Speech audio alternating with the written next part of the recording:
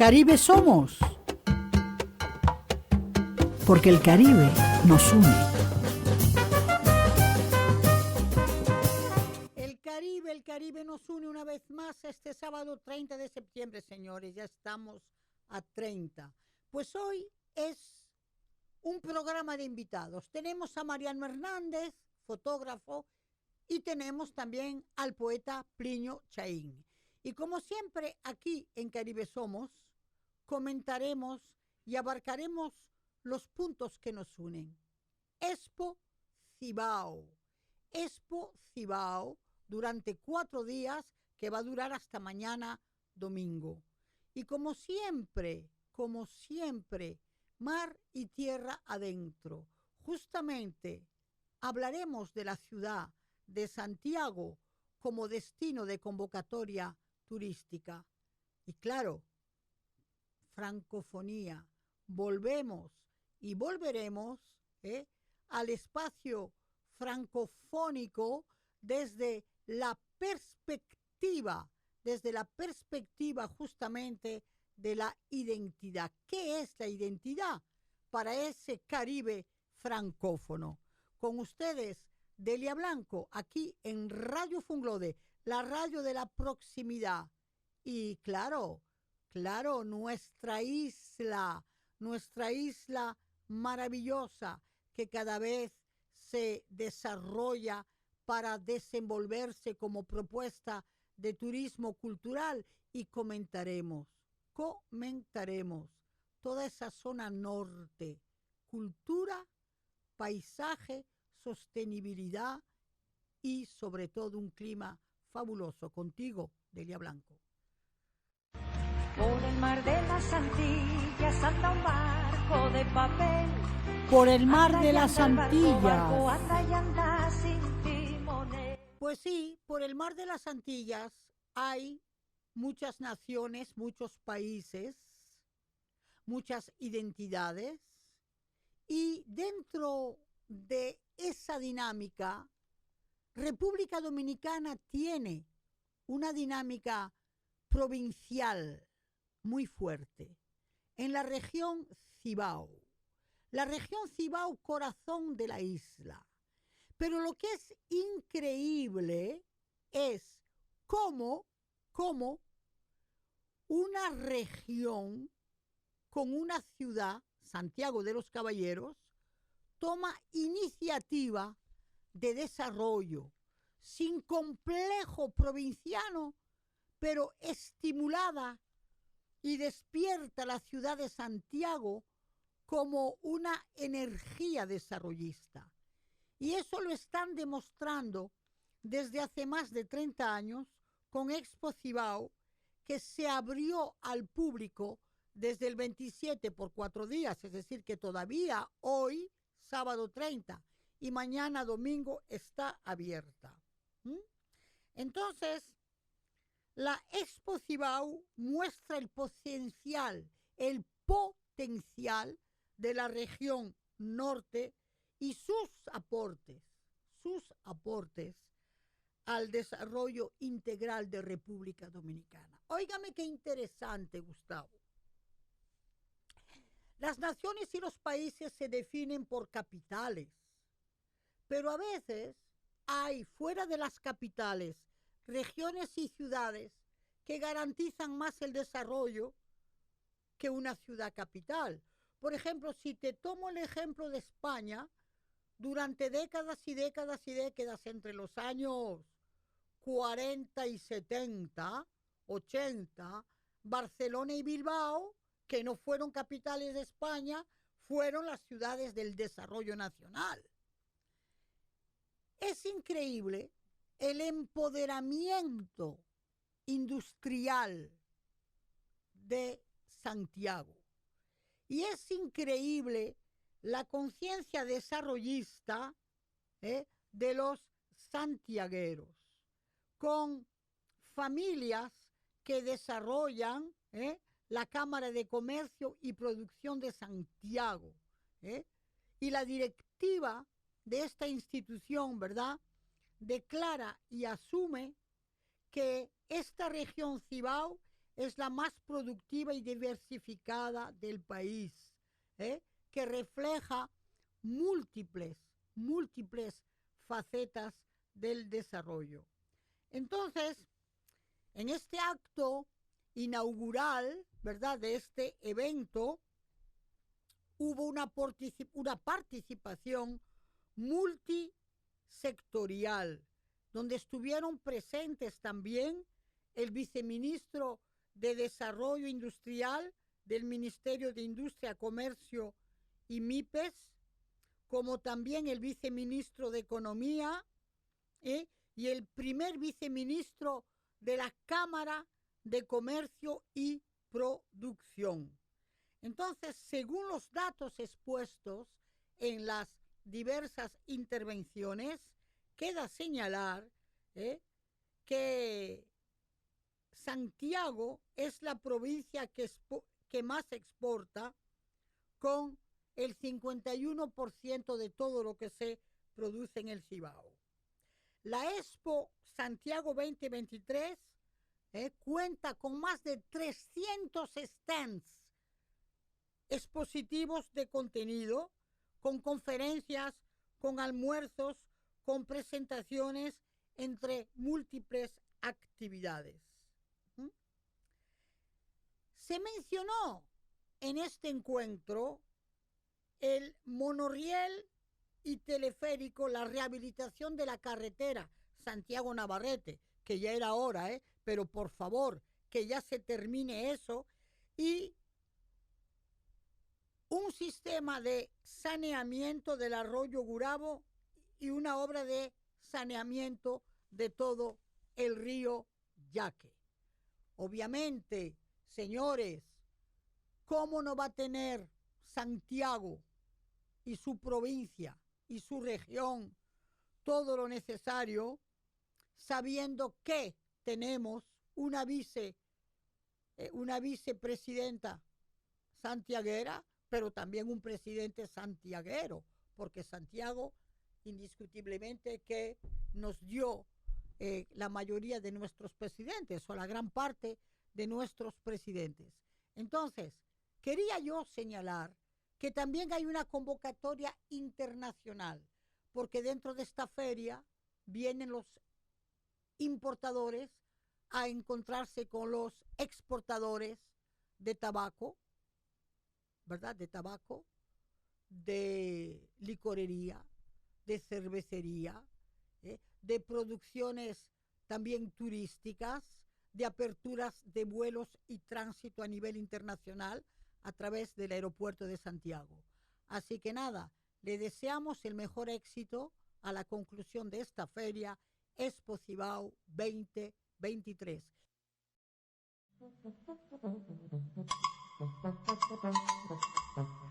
De Quisqueya al mundo.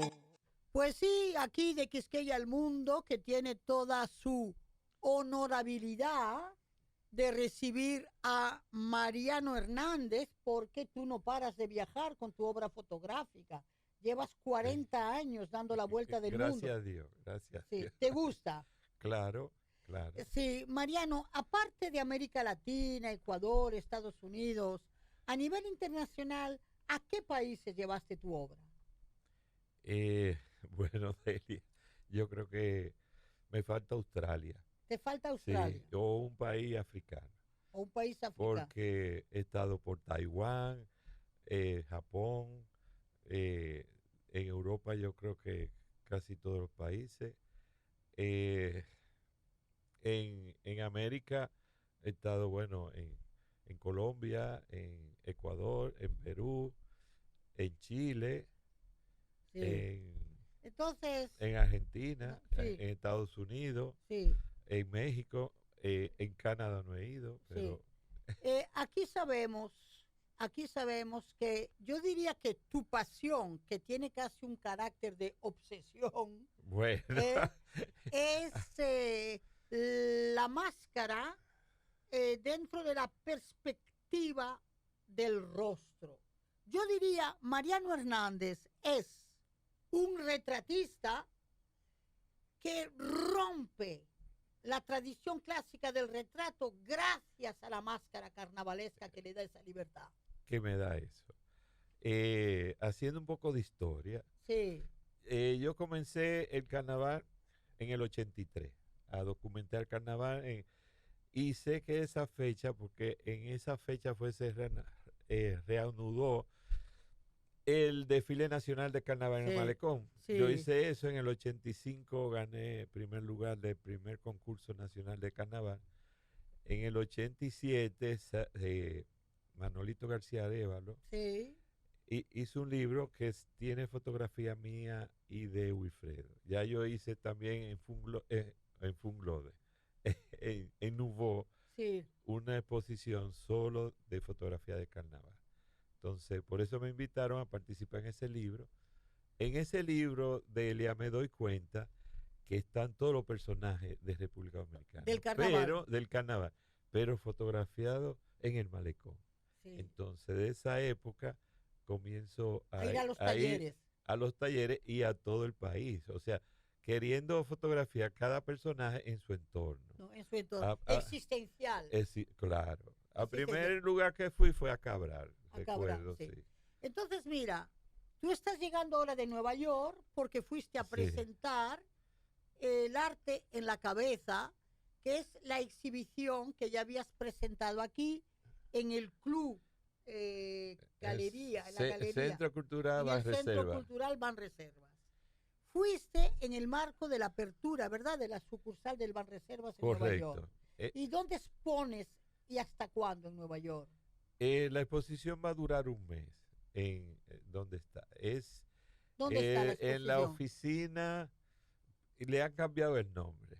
Antes era Comisionado de Cultura en Sí. República Dominicana y Ajá. Nueva York. Ahora se llama Oficina de Cultura en el Exterior. En el exterior. Bien. Esa oficina de Nueva York. Pero esa oficina va a regir para el mundo entero. Ok, entonces, Entonces,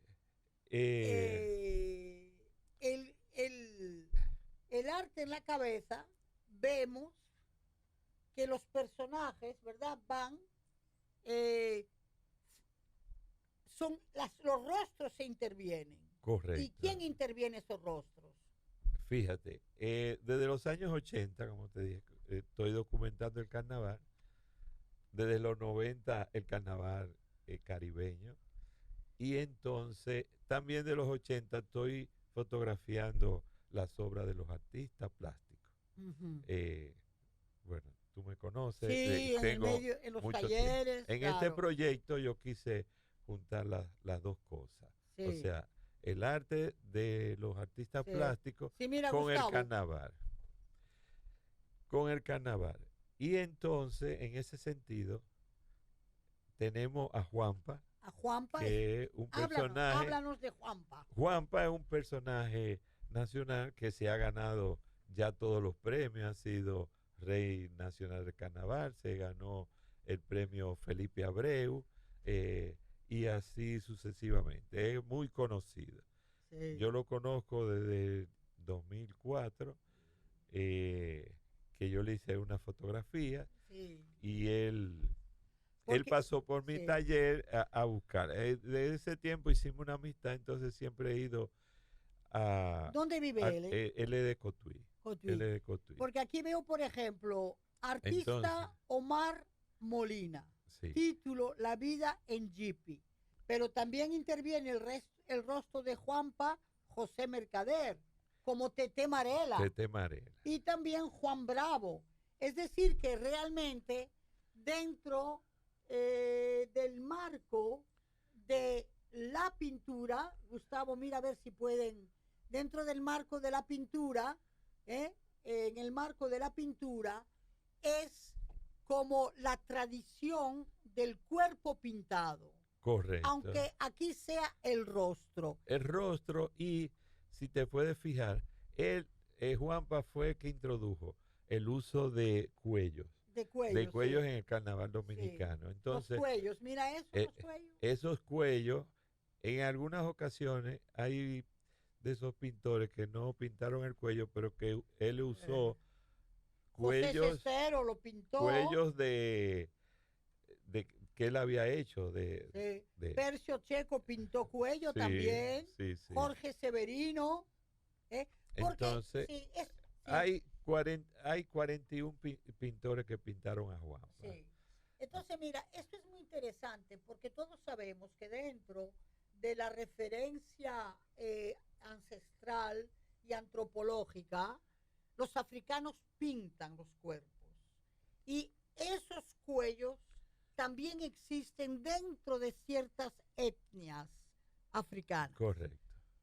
Interesa mucho porque hay una tradición ancestral que llega al arte contemporáneo. Porque el cubano Manuel Mendive siempre ha hecho performance, siempre ha hecho, digamos, escenificaciones hasta en la Bienal de Venecia, donde pinta cuerpos. ¿Ok?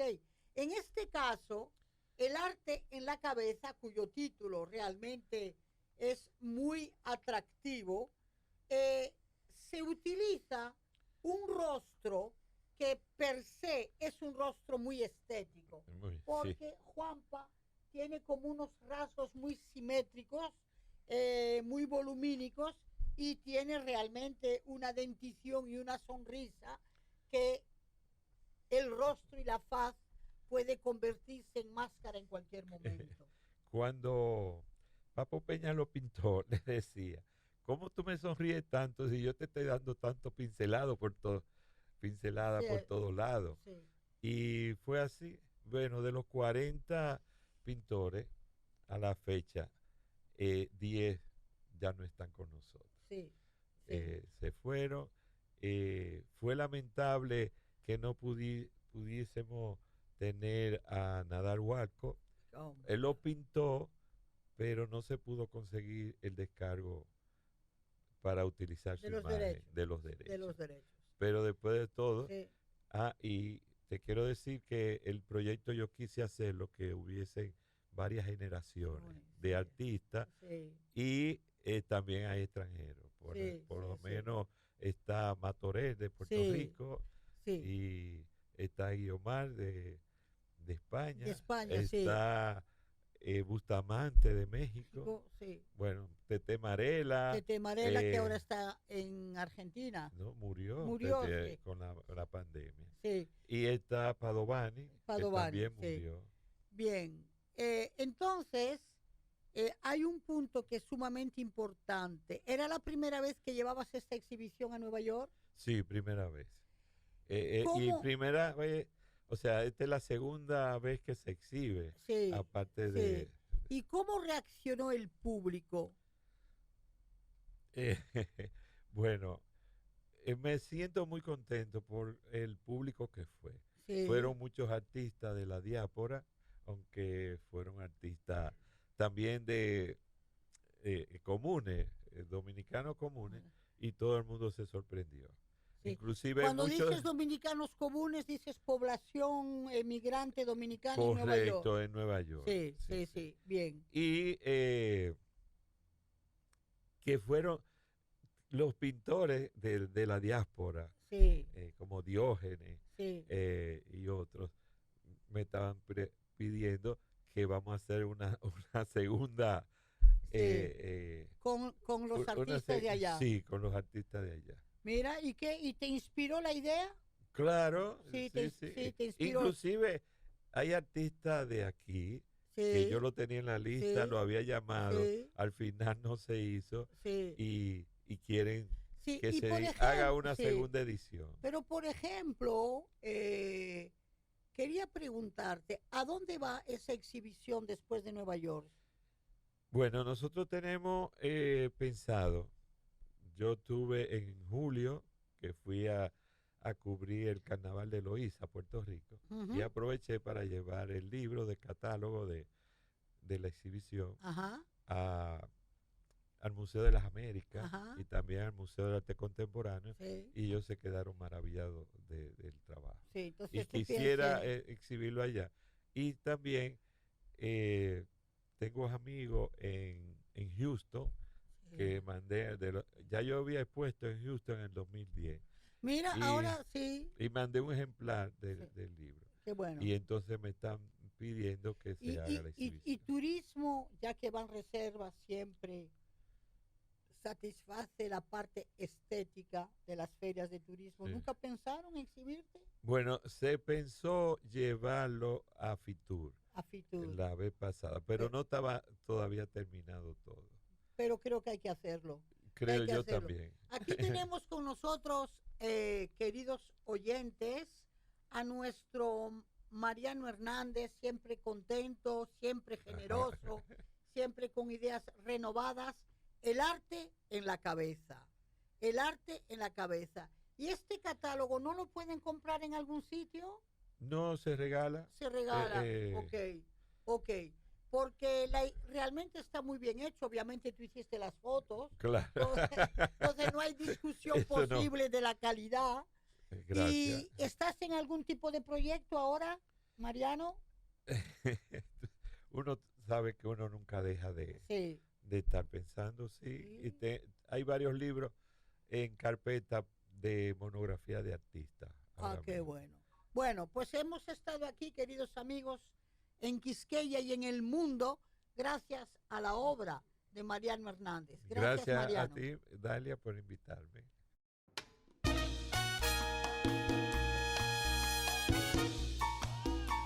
De par en par. Pues sí, queridos amigos, desarrollo y turismo o desarrollo gracias y a través del turismo. La historia del turismo internacional ha demostrado y ha confirmado que el turismo es un gran eje de desarrollo y capitalización para todos los países. España salió hace unas décadas, ¿verdad?, de su somnolencia gracias a la afluencia turística. Y en República Dominicana bien sabemos que la industria turística dominicana aporta y ha aportado y ha generado riqueza, muchísima riqueza para el país. Y realmente, como todos los años, siempre inventamos, inauguramos días especiales para reflexionar. Sabemos que en este Día del Turismo que se ha celebrado, se ha destacado también que el sector turístico dominicano va a seguir trabajando en la promoción de un turismo sostenible que beneficie la economía y la sociedad en su conjunto. Realmente, de par en par, yo quisiera poner de par en par, Gustavo, lo que es el turismo de grandes capitales con lo que es el turismo de cara humana. De cara humana, es decir, un turismo cultural y sostenible para las clases medias y las clases populares del mundo que tienen vacaciones, ¿verdad?, y que podrían venir a este país para desarrollarse en el conocimiento cultural, artístico, societal y humano. Yo creo que es hora ya de que se reflexione a un turismo de la gente, para la gente, de un acceso popular y de clase media, que eso no le quita categoría ni lujo. Porque, por ejemplo, cuando yo veo una ciudad como Montecristi, que tiene, ¿qué diría yo?, esas residencias tan grandes, si hubiese una dinámica que ayudaría a las familias a renovar, a restaurar residencias, ahí mismo pueden alquilar habitaciones y convertir lo que se llama breakfast and bed and breakfast, es decir, cama y desayuno, para turistas que vienen por su propio vuelo y que se lanzan por el país. Yo creo que el turismo de alto nivel y de millonarios va de par en par con el turismo que tiene alto nivel cultural y de sostenibilidad, con un turismo popular y de clase media, con una oferta de cultura, de aventura, de deporte, de salud, y de descentralización de la costa con el interior del país. Contigo, Delia Blanco. Ventana abierta. Ventana abierta al orientalismo en literatura con la obra de Elif Shafak. Elif Shafak, turca, originaria de Chipre, residente en Oxford, Inglaterra, escritora, que escribió una obra literaria que nos permite reflexionar mucho por qué tiene el trasfondo de la isla, Chipre. La isla, querido Gustavo, que en el 74 tuvo una guerra civil entre musulmanes turcos y católicos ortodoxos griegos. Y que hay un mensaje extraordinario en la novela, cuando le preguntan a los personajes, ¿pero tú qué eres? ¿Musulmán o turco? ¿O tú qué eres? ¿Griego o católico? ¿Por qué? Porque la gente se define culturalmente a través de una religión y muchas veces cae en el fanatismo. ¿Y tú sabes cuál es la respuesta del protagonista y de la protagonista en la novela? Soy isleño. Soy de la isla. Oye, ¿qué eco da esta respuesta, ¿Qué eco da esta respuesta?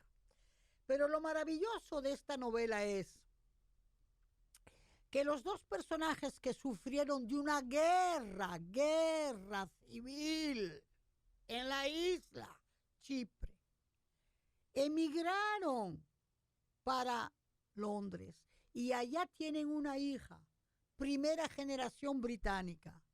Y la novela se posiciona en cómo la hija poco a poco va a descubrir la cultura de su origen. Y lo maravilloso de esta novela es que todos pensamos que el realismo mágico es un asunto latinoamericano. No, el orientalismo también da real maravilloso. ¿Por qué? Porque Elif Shafak introduce en su novela, en la realidad, los cuentos, las leyendas, los mitos. Y hay un personaje extraordinario que es un árbol, que es la higuera. Porque el protagonista se llevó una estaquita de la higuera de su patio de Chipre, se la llevó a Londres, la retoñó y la puso a crecer y a dar frutos en su jardín trasero de Londres. Por favor, lean esa novela. En estos momentos tan difíciles que tenemos en la isla aquí, leer La isla del árbol perdido es reencontrar toda la poética de los mitos, de las leyendas, de las culturas, de la convivencia, Gustavo, y de la paz. Aconsejo, pues, la novela de Elif Shafak, ¿ok? La isla del árbol perdido, editorial Lumen. Lo encuentran aquí en la mayor librería del país. Ustedes saben cuál es, porque aquí no damos publicidad ni pagada ni de gratis por ahora.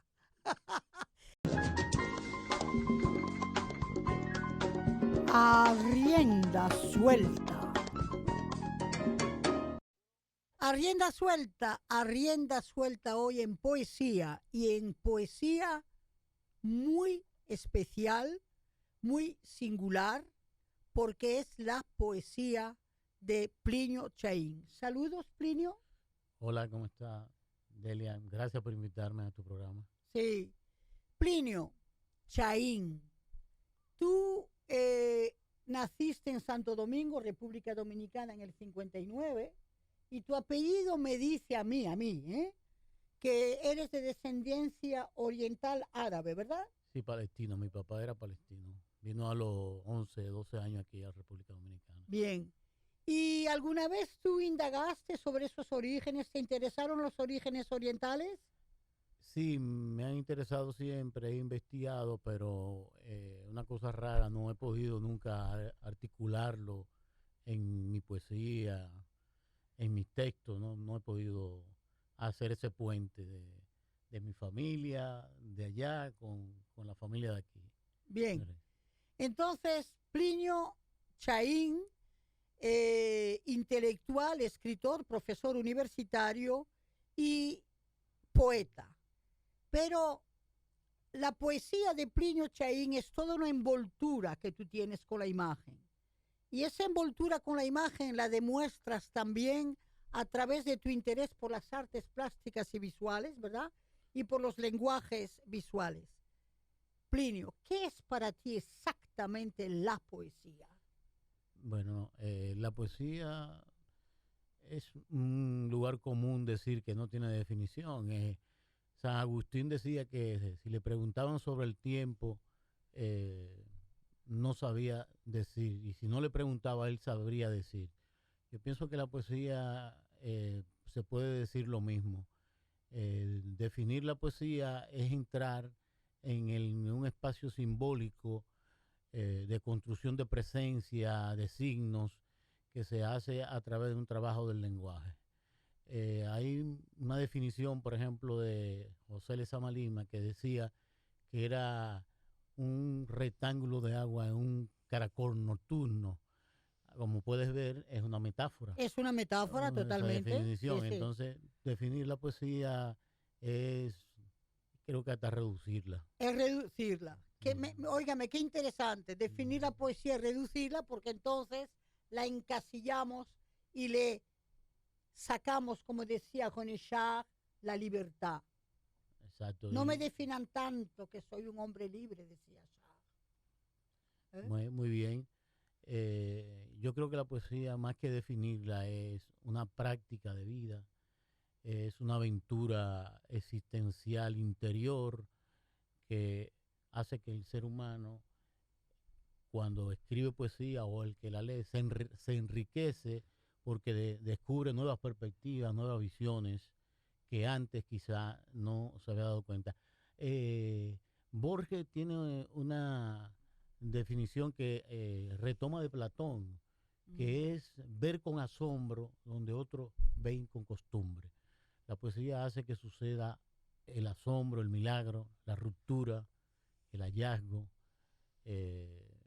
la fuerza que hace despertar las conciencias, la iluminación. Sí, y para ti realmente, que eres licenciado en letras, que has aplicado mucho el estudio y la investigación con colegas y maestros universales de la palabra, ¿verdad? Como creo que eres un apasionado de Borges, sí. Pero entiendo también que tienes una amplitud muy grande de referencias, porque he visto en tus obras dedicar tanto tu obra a Michaud como a Quevedo.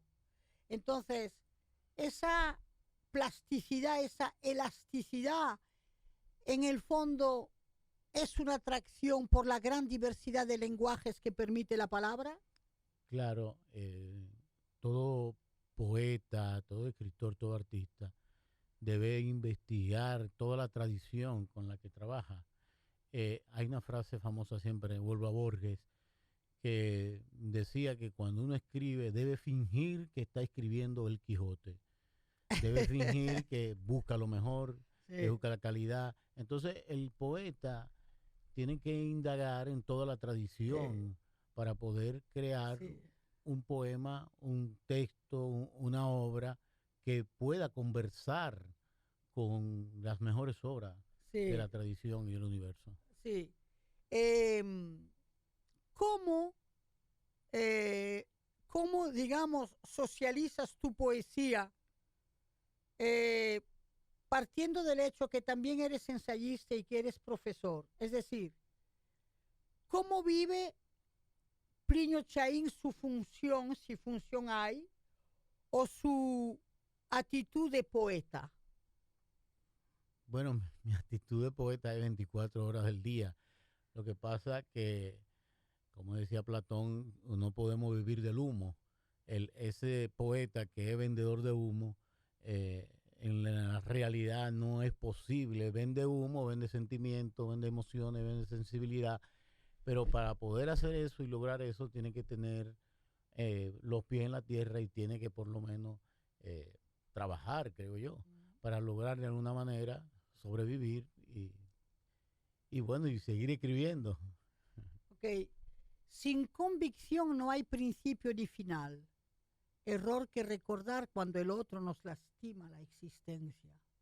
Desde el residuo inmóvil de lo que aprendimos siempre y nunca olvidamos de memoria, así lo dijo Buda.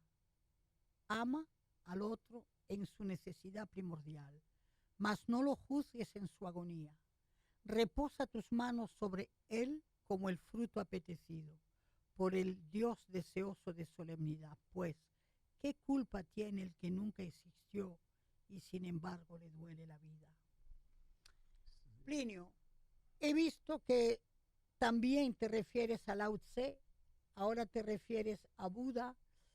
¿Entiendes tú que dentro, digamos, de la ambientación, de la atmósfera, de tus versos, te interesa entrar en lo que sería ese plasma de serenidad que da la espiritualidad? Totalmente. Yo creo que escribir la poesía es un ejercicio de misterio, es un ejercicio que va más allá de lo evidente que es la trascendencia. Y esa trascendencia, para lograrla, uno tiene que estar en contacto con los grandes maestros de la espiritualidad. Ese poema que tú leíste ahí, ese poema es una experiencia que yo tuve en un momento determinado. Se puede decir que una experiencia límite o mística. Y escribí ese poema, además, después de oír en inglés a Ted S. Elliot leyendo Tierra Baldía. Y yo no sé inglés, pero por el ritmo se me disparó la imaginación y escribí ese poema. ¿Tú crees, Plinio, que la poesía puede, por fuerza fonética, ritmo, musicalidad de la palabra, puede dar comprensión y emoción, aunque de manera lexical, literal, no se entienda, sino que pegas a ella por todo eso, que te la digan en coreano, que te la digan en chino, que te la digan en francés? La palabra en poesía, versificada o no, tiene una resonancia emocional que a veces ni el sentido importa. Exactamente. Hay que vivir en la poesía la experiencia sensible, no la explicación lógica. Por tanto, yo creo que escribir, más que buscar lo que siempre se discutía, el contenido, lo importante es la forma. A través de la forma se llega al contenido. Y una poesía que no tenga una estructura trabajada desde el punto de vista rítmico, el ritmo organiza el sentido del poema. Es un poema que no tiene ningún tipo de trascendencia. O sea que lo importante es el ritmo para lograr organizar sentidos nuevos, visiones nuevas. Sí. En este poemario, ¿verdad? Sin remedio, seguido de la consumación de la carne, tienes realmente todo un manifiesto preambular que los oyentes que están aquí, si leen este libro, verán en ese ensayo preambular toda la conceptualización de Plinio Chaín sobre la poesía. La poesía es el origen de lo sagrado y lo filosófico. Y su misión no es otra que desacralizar la inocencia sagrada de todo lo establecido. No es otra causa que la imaginación se transforma en la crítica más profunda e iluminadora de la realidad. Y aquí, obviamente, tú nos citas a Octavio Paz. Se trata de una crítica radical de ciertas nociones que se dan por evidentes: el espacio, el tiempo, la identidad de la conciencia.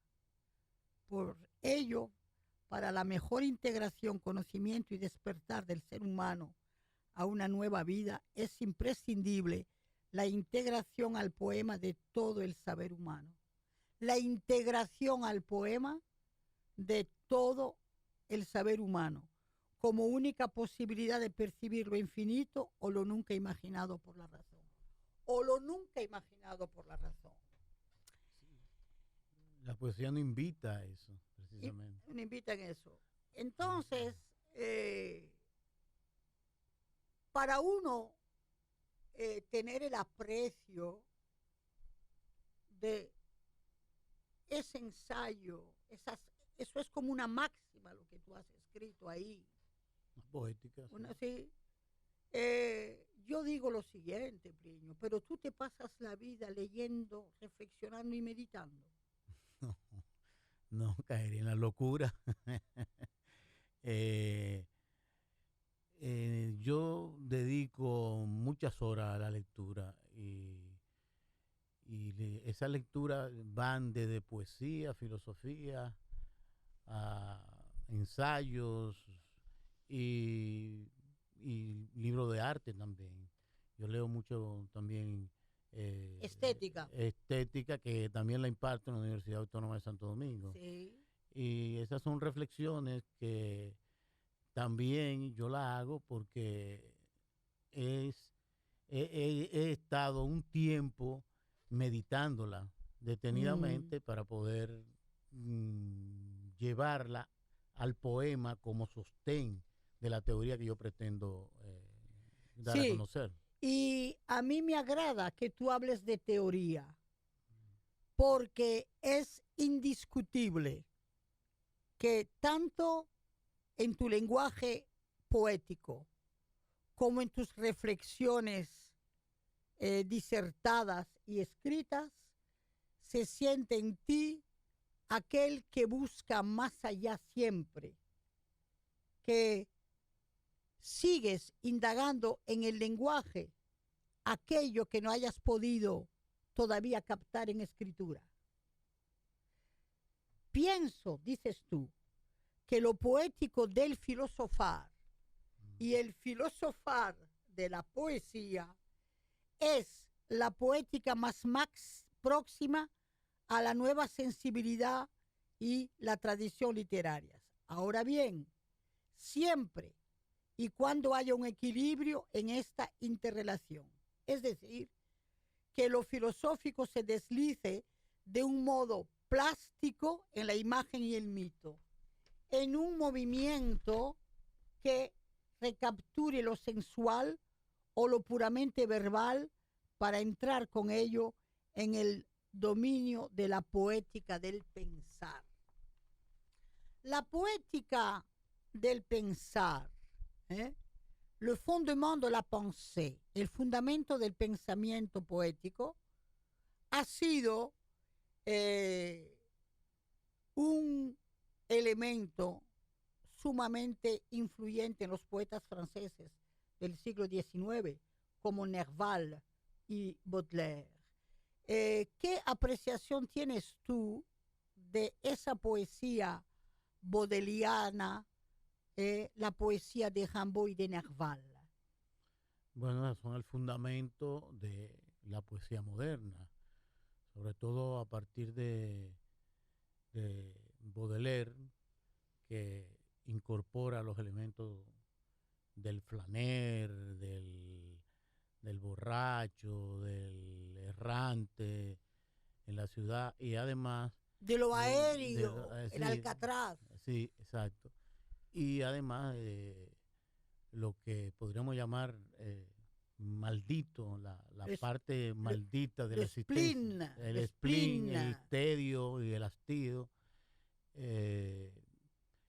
Yo creo que esos son los poetas fundamentales, los que tú has mencionado, en cuanto a dar un un salto cualitativo en la búsqueda del poema como espacio que funda una nueva tradición.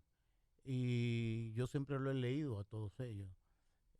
Lo que pasa es que hablar de la poesía del pensamiento, poesía filosófica, tendríamos que remontarnos a los presocráticos. Ah, bueno. Sí, A los presocráticos. sí, que ahí está ya Sí. toda la poesía pensada desde el concepto filosófico a través de los mitos, la razón, Sí, la la leyenda, leyenda. Y yo creo los que elementos del sí, bien y del mal. si nosotros venimos de ahí, yo creo que todo ejercicio poético es un ejercicio del pensamiento. Bien. Lo que atrae mucho la atención en tu obra es que ¿qué relación tú tienes con el electorado? Desde tu percepción, ¿quién te lee a ti, Plinio? La inmensa minoría, como decía Juan Ramón Jiménez. Sí, No son muchos los que leemos, perdón, poesía, no hay un gran público, incluso entre poetas. sí, entre poetas no leemos y a veces tampoco. Sí, Brines decía, por ejemplo, la poesía, el arte no tiene público, tiene lectores. Y esos lectores son elegidos. Uno tiene que encontrar un lector que descubra el libro. La gente dice, no, yo no escribo para nadie. Bueno, al momento de escribir, yo no pienso en ningún lector hipotético ni real. Simplemente vierto mi necesidad espiritual en la página en blanco y luego si esas páginas encuentran algunos cómplices, pues maravilloso. Que sea así, que el poema se convierta en una comunión con el otro. sí.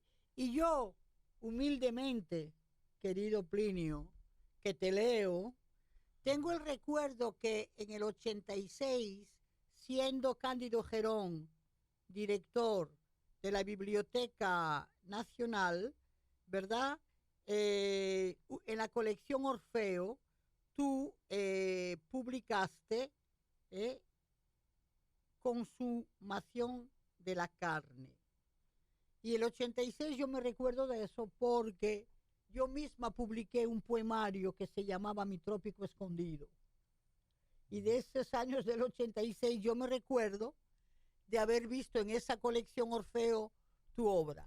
Plinio, una de las obras importantes para mí es Consumación de la carne. Tengo recuerdo que fue en la colección Orfeo del 86, siendo en aquel entonces Cándido Gerón director de la Biblioteca Nacional.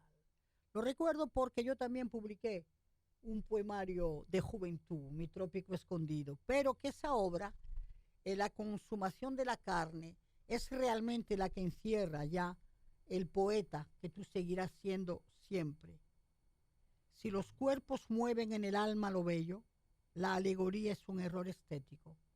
Cuando dos rostros se encuentran al dorso, un ojo retrae al otro, y ninguno es la otredad, sino la misma imagen, uno detrás del otro, pero a la inversa. Una mujer aquí es un cuadro que llora frente a su hombre desnudo. Sí, eso fue mi primer libro. Es un libro retorcido, lleno de obsesiones, manías, a través de un lenguaje barroco que luego yo fui matizando con el segundo libro mío que se llama Solemnidades de la Muerte. Solemnidades de la Muerte. Pero siempre... Ese fue del 91, ¿no? Sí, del 91. Sí, recuerdo. Siempre he tratado de que en cada libro haya una nueva voz, que no se repita. Que sea siempre la tuya, pero nueva, Nueva, sí, pero renovada. renovada. Pues queridos amigos, aquí con el poeta y profesor Plinio Chaín, que era necesario tenerlo, porque aquí nosotros marcamos la diversidad y las singularidades, y quedó claramente establecido la coherencia que hay dentro de un mismo lenguaje de la poesía entre el pensamiento, el filosofar y el poetizar con criterio filosófico. Hay en la obra de Plinio Chaín un pensamiento universal que él mismo estableció como aquella poesía de la antigüedad presocrática y que hoy día sigue siendo una poesía posmoderna, porque hay una eternidad nunca fijada en el tiempo entre filosofía y poesía. Plinio, ha sido un honor tenerte y pensamos recibirte pronto para oír tu voz en lecturas propias de tu obra. Decirle a los oyentes que pueden saber de Plinio Chaín mucho más si ustedes entran, como siempre les pido, infórmense sobre nuestros escritores, y yo personalmente les invito a leer Solemnidades de la Muerte, que fue editado, no sé si todavía está editada, en Alfa y Omega en el 91 y Consumación de la Carne. Para mí son obras que definen y que caracterizan a Plinio Chaín poeta. Gracias, Plinio. Gracias a ti por invitarme. Francofonía de las Américas. Francophonie des Amériques. Mais oui, claro que sí. Francophonie des Amériques. Y consideramos que el Caribe está en las Américas y que en el Caribe tenemos mucha francofonía. Tenemos la isla Guadalupe, tenemos la isla Martinica, tenemos Haití, tenemos hasta cierta medida Luisiana, que hay una parte francófona. Tenemos la Guyana francesa, que también es francófona. Y que esa francofonía, Gustavo, se abraza a la criollidad, a las culturas diversas y múltiples del Caribe. Es una francofonía caribeña de diversidad cultural. Por ejemplo, a nivel cultural, todos tienen un carnaval. Todos los países francófonos tienen su carnaval y sus personajes. Todos los países francófonos tienen su referencia carnavalesca: el collar, el tambor, el saxofón, las comparsas que nos identifican. Y todas las literaturas del Caribe francófono con nuestro Caribe tienen algo que compartir en la literatura, y es que son obras que marcan la identidad, la historia, la decolonidad, la descolonización, y que, aunque sea a través de otros espacios geográficos, la historia ha dado muchos referentes compartibles. Entonces sí, claro que sí, tenemos una francofonía regional, y en esa francofonía regional encontramos, para quienes quieran saber, la isla Guadalupe, como la isla Martinica, ofrece carreras de posgrado en las universidades Derecho, Medicina, Letras, Lengua, Educación, Ciencias Políticas. Nuestros oyentes, Gustavo, tienen que pensar y reflexionar que no siempre hay que ir a las metrópolis. Es decir, hay una universidad de medicina en Guadalupe, en Martinica.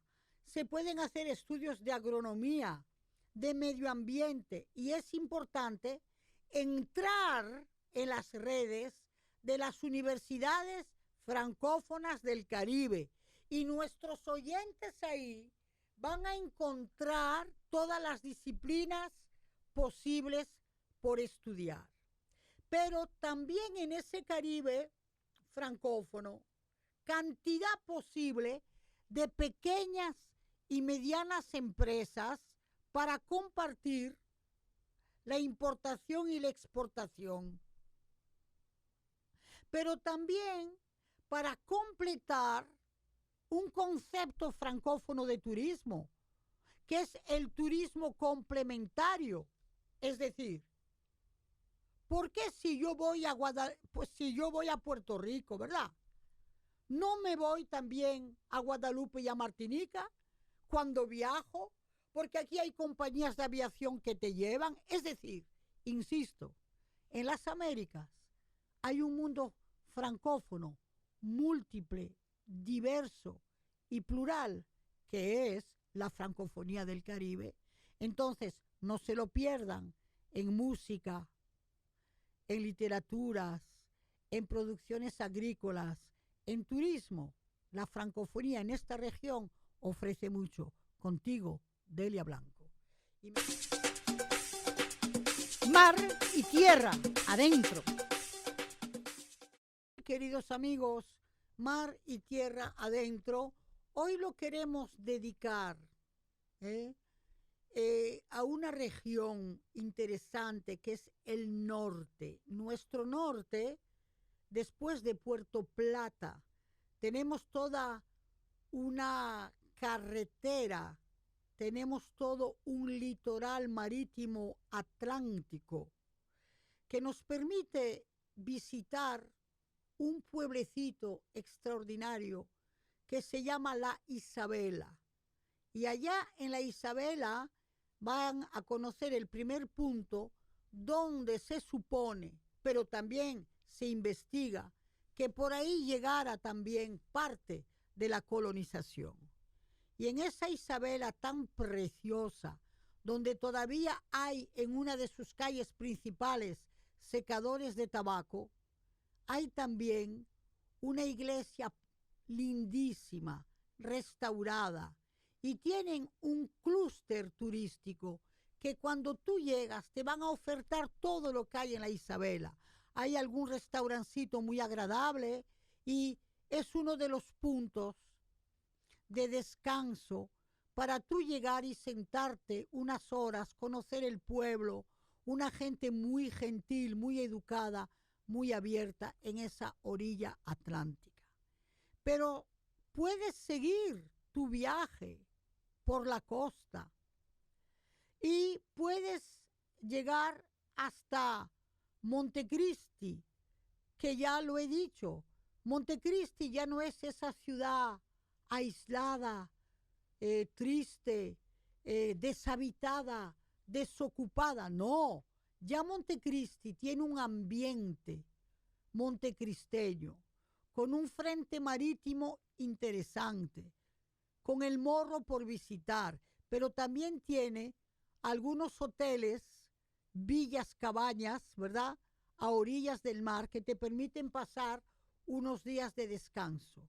Y Montecristi tiene también toda la ciudad con su catedral, con su reloj, todos lo sabemos, con sus casas tradicionales, entre las cuales vas a encontrar la casa del general Jiménez, presidente Jiménez, que es una casa que él trajo por pedazos desde Francia y la reconstruyó en el mismo Montecristi, cuando también trajeron el reloj.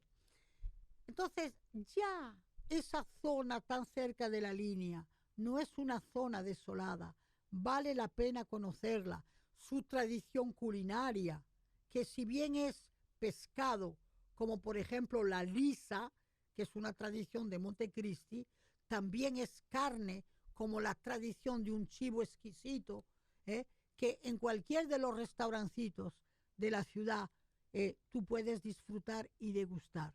Pero después puedes tener un paseo maravilloso por mar que te lleva hasta dar la vuelta del Morro, que te lleva hasta el Cayo que está enfrente de la ciudad de Montecristi, y claro, todos esos manglares que caracterizan y confirman la pequeña ciudad de Manzanillo, con ese puerto que todo el mundo espera que mañana esté restaurado para que coja agilidad esa zona norte. Y claro, si bien te hemos hablado de la Isabela, también tienes a Punta Rusia por el camino, no te lo pierdas. Es decir, que la costa atlántica, las zonas atlánticas de República Dominicana antes y después de Puerto Plata son verdaderas convocatorias por descubrir, son verdaderas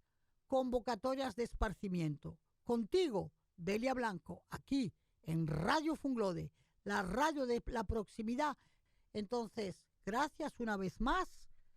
Caribe somos y somos Caribe todos los sábados aquí en Radio Funglode de 12 a 1 y todos los lunes de 8 a 9. Contigo, Delia Blanco.